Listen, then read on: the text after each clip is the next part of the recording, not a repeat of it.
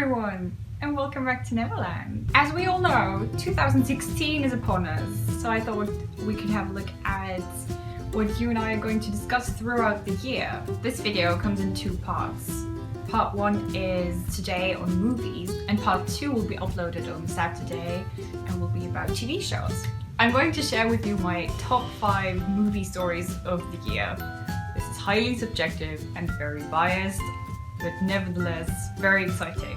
Number 5 is Finding Dory. Yes, Ellen DeGeneres has finally managed to bully Pixar into making a sequel for Finding Nemo. On the surface, this might look like it's great news, and I think it has potential to be. The problem that I see here is just that they have cast, for some reason, a lot of people from Modern Family, and I realize this is a very unpopular opinion, but I don't think any of these actors can act. So yeah, we'll see. This is kind of a mixed bag in my opinion, as sequels are in general. But yeah, nevertheless exciting. I mean, Finding Nemo was one of their highest grossing movies, and I'm excited to see what they're going to do with Finding Dory. Number 4 on my list is Secret Life of Pets. I'm going to be honest, I have absolutely no interest in movies starring animals, let alone pets. But to be fair, the trailer looked quite good.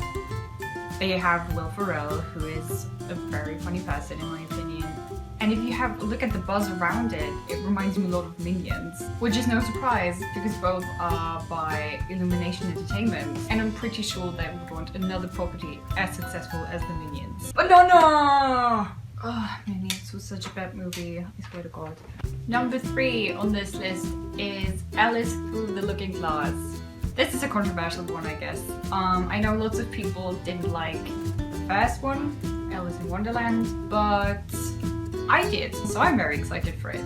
The only problem that I see here is its lack of Tim Burton actually. I don't know if you've watched the trailer, but if you have, you might have noticed that it looks a lot more commercial than the first one, so far anyway. And I'm wondering whether they're going to get into this problem where they're not going to be able to keep the audience from the first movie who like the more alternative style, but still not be commercial enough to attract the average moviegoer. My number 2, and I'm very excited for this, is Moana. As you might have heard or not, Disney has another princess movie in the works, and it'll be out in 2016. It's called Moana. It's exciting for so many reasons. It will be a princess of color who is not stick thin, which is crazy. It is crazy for Disney. It's the first time we'll see a princess of color in 3D animation, which we haven't seen so far.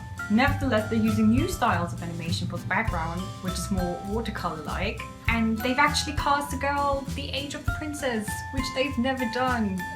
That's amazing. It's a 14-year-old girl from Hawaii as well, because Moana is from Hawaii. And I think that is great news. That was the pros.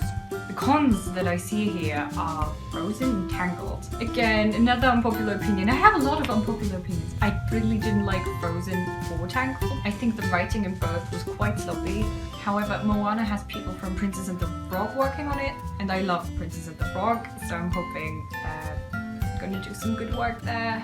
I really hope so. Fingers crossed. My number 1, and this is 100% biased, but my number 1 is Fantastic Beasts and Where to Find Them, which is coming out in November, and I am so excited. I don't know if you know this, but I'm very much into Harry Potter and I have been for a long time. When they announced this, I legitimately cried. This is the best news in the world. We'll get to see the American wizarding world. We're going to see a new culture and their ways of doing magic, and I think it's just gonna be really good. How I know that? Well, for one thing, J.K. Rowling wrote it. I hope without the help of Steve Close, because he's the worst. Eddie Redmayne is in it as well, and he is so well cast in my opinion. He comes across as such a nice person in this trailer. I, just like many, am very annoyed that they didn't take the opportunity and cast a person of color for this role. Because if you have a look at Newt Scamander and his extended family, his kids, they had the opportunity. They could have made him a person of color and decided not to, which in my opinion is a shame.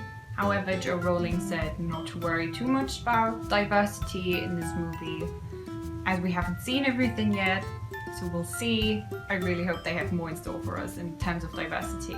So this was my top 5 list of movie stories this year. I'm obviously going to be covering a lot more than this. These were just the 5 stories I'm most excited about. If you have anything else that you think is totally important and I left out, please let me know in the comments. Also, thank you so much for your reaction to my last video. Highly appreciate it. And don't miss my second video on Saturday on the top 5 children's TV stories. Thanks for watching. Follow me on Tumblr or on Twitter if you want updates on new videos, and thanks for watching. Bye.